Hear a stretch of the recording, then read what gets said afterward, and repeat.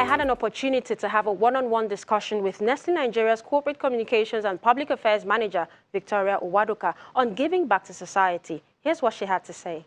Nestle Nigeria has been here for over 58 years. And as a company that really believes in creating shared value, apart from the impact that we've made in job creation, for example, we touch over 14,000 families across our value chain, from the people who supply the raw materials for our products to those who help us to distribute all across our value chain. We're touching over 14,000 families.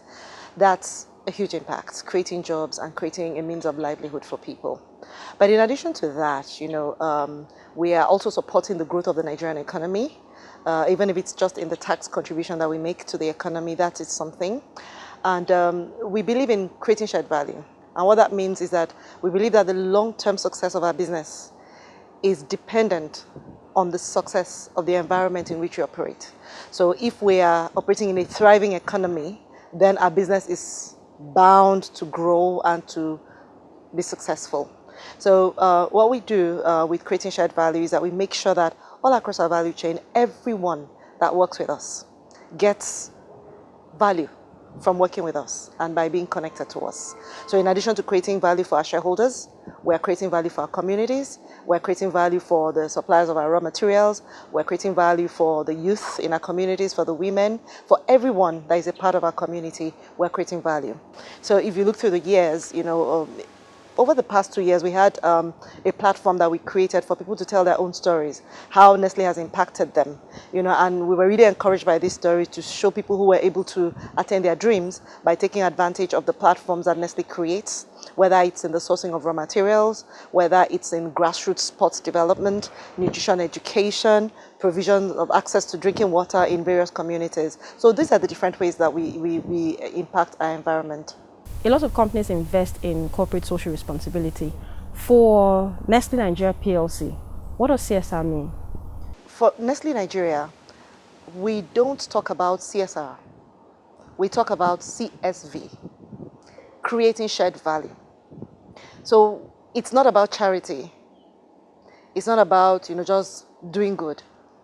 It's about ensuring that in the fabric of how we do business is also creating value for our communities, for Nigeria. Why do we source locally, for instance? We believe that by sourcing raw materials locally and developing the products and producing and manufacturing them locally, we're helping to create employment. We're helping to grow the economy. We're helping to grow the ecosystem. I'll give you one example.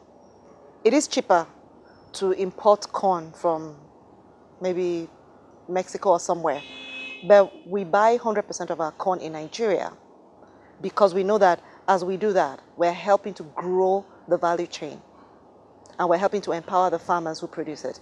And we believe that in the long run, it will be to our advantage that we are sourcing locally because that takes away all the challenges of the logistics and all of that. So it's creating value not just for our community. We're not just doing it to be good to our community. We're doing it for the good of our business. So we're not going to say to you next year, oh, we don't have the budget to do this. We're going to keep doing it because it's a core part of our business. Now, speaking of budget, what is the budget for CSR on an annual basis? I might not tell you on an annual basis, but I can tell you that over the past 3 to 4 years, we spent over 4 billion on creating shared value across our different projects and across our different communities. That's how much we've spent on creating shared value. Could you tell me one of the most impactful projects, maybe one that has changed people's lives?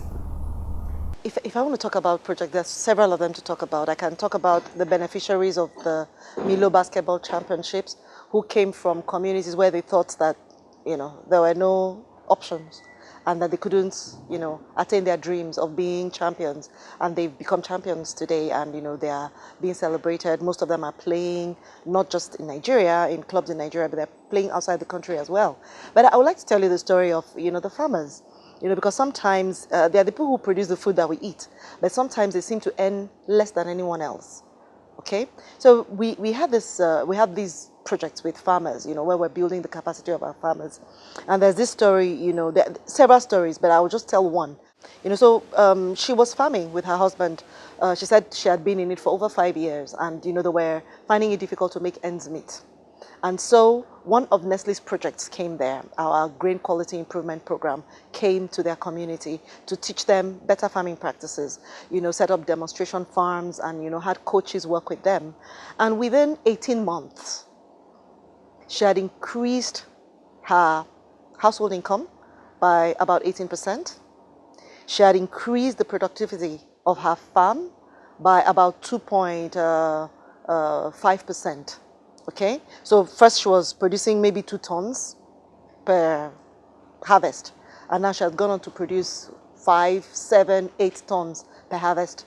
And one thing that she said to me that really struck me was that she said she couldn't continue in school because her family couldn't afford to send her to school, but that today she's able to train her children in school. One of her children was actually preparing to go to the university, and that might not have been possible if she was not part of this program that taught her how to increase exponentially the output from her farm and to increase also her household income. Because one thing that Nestle does is to help you to attain the quality standard, and then we're willing to pay a premium for that quality when you attain it. So we're not a company that tells you, okay, no, these are quality, go and meet it and come back. We actually work with you to attain that quality standard. And then we are ready to pay a premium so that your household income improves and that you can keep doing it as a business, because it's not charity that you're doing as well as a farmer, it's business. One thing that we found, is that our farmers are negotiating better with us. It might be, oh gosh, we taught you and now you're negotiating hard with us. But it's good. It gives us a smile. We're happy to do it and we'll keep doing it. And so I could tell you other stories, about different people, but I thought that, this one was more striking. A woman who is a farmer, who is, helping her family, supporting her husband, and then they're able to train their children. And they don't need to worry, if my child is ill, can I afford the Medicare? Yes, now I can, because I have a steady source of income.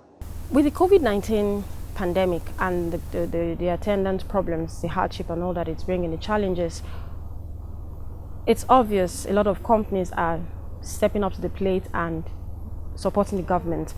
For Nestle Nigeria PLC, what is the reason behind the intervention? Okay, for us it comes naturally because we're committed to our communities. We're here to stay. We're part of the community. We're not separate from the community.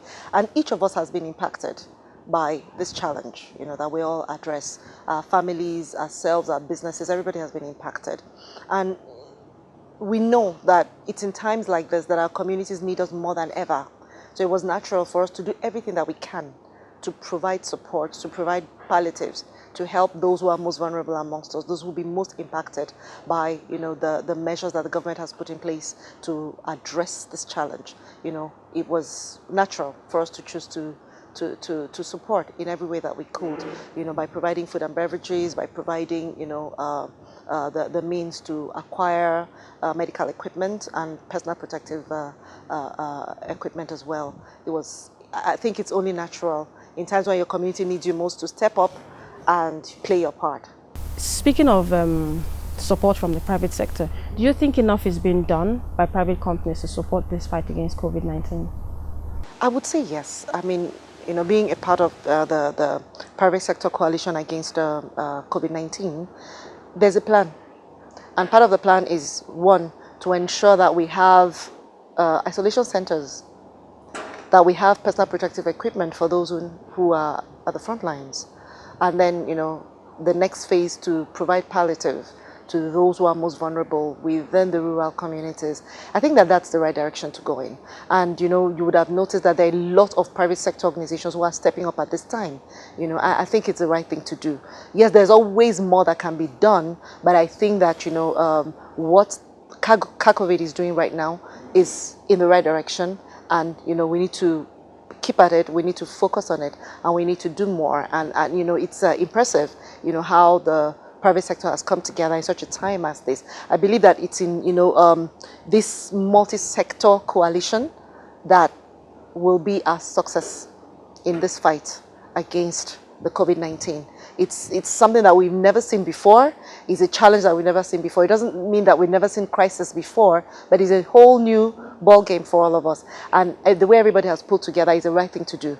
Multi-sector, coalition, working together with the government and with the PTF, to ensure that we nip this pandemic in the bud. Still to come on the program, we'll see how telecommunications giant MTN Nigeria is supporting the fight against COVID-19 and investing in improving lives. Stay with us.